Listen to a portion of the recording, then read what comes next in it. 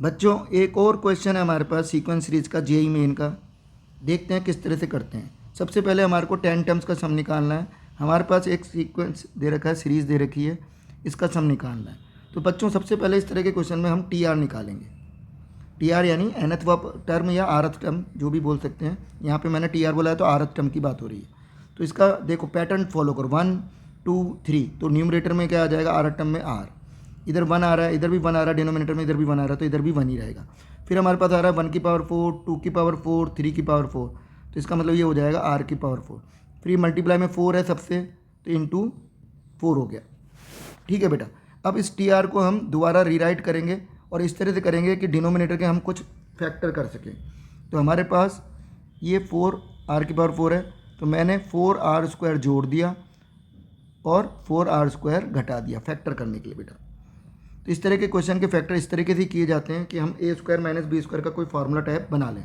तो अब देखो ये यहाँ से लेकर यहाँ तक 1 प्लस 2r² का होल स्क्वायर हो गया, माइनस और ये क्या हो गया 2r का होल स्क्वायर हो गया।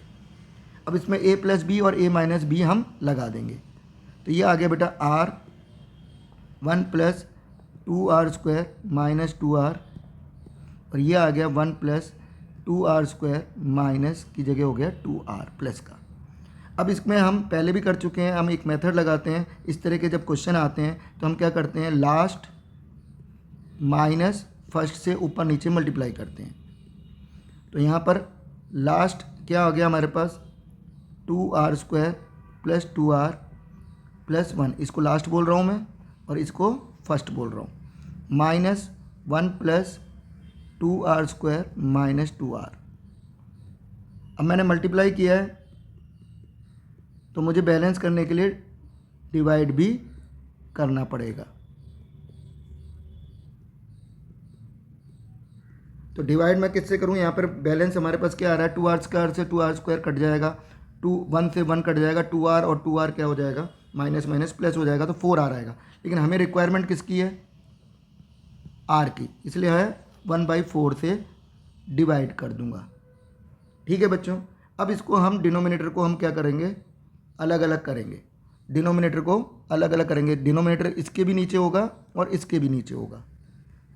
तो ये हमारे पास क्या आ जाएगा 1/4, अलग अलग करूँगा तो 1 प्लस 2r² माइनस 2r आ जाएगा, minus 1/1 plus 2r² plus 2r आ जाएगा। अब बच्चों सिग्मा टी आर निकाल लेते हैं। S10 निकालना है तो r = 1 से 10 रखेंगे। तो S10 क्या आ जाएगा, एक बार मैंने 1 रखा, 1/4 सब में कॉमन आएगा, तो एक बार 1 रखा तो 1 आ गया, और इधर 1 रखा तो 1/5 आ गया। फिर 2 रखा तो ये 1/5 आ जाएगा, और इधर 2 रखा तो ये क्या हो जाएगा 1 प्लस 8 प्लस 4, तो ये 13 आ जाएगा बेटा। इसी तरह से हमारे को 10 टर्म्स का निकालना है। तो 10 टर्म रखने पर क्या हो जाएगा, ये हमारे पास 100 × 200 और फिर 181 हो जाएगा, और इधर क्या हो जाएगा, अगर मैं 10 रखूँगा तो 200 प्लस 20 221 हो जाएगा।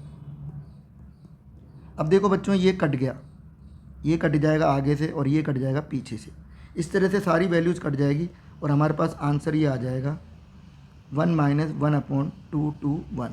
इसको सिंप्लीफाई करेंगे तो ये 220/4 हो जाएगा, तो 55/221। हमसे पूछा गया था कि ये m/n है जिसका GCD 1 है, तो इन दोनों का GCD बेटा 1 है, तो हमारे पास इसका सम पूछा गया था m प्लस n। तो m प्लस n क्या हो जाएगा 276, ये इसका आंसर हो गया।